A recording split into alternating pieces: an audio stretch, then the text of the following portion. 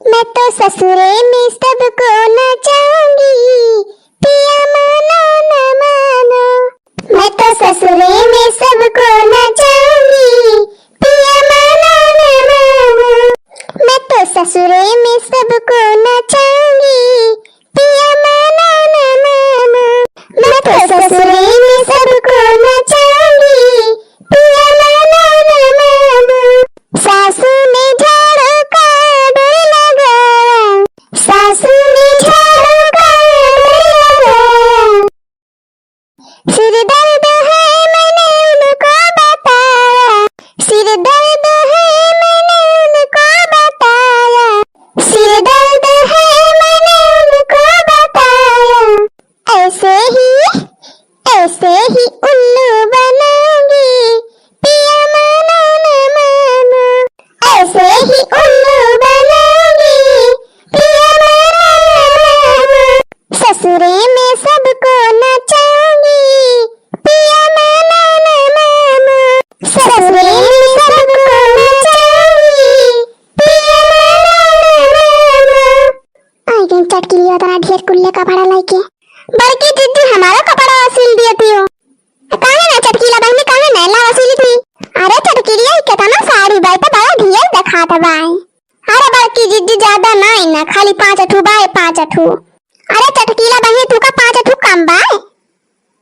अच्छा चटकीला कौने खुशी में 5 साड़ी सिलावा आया है तू। अरे बड़की दीदी जाती है अब की बम्बई। बम्बई? हाँ बड़की दीदी अब की बम्बई जाती है, वही दुर्गा पूजा मनाओ।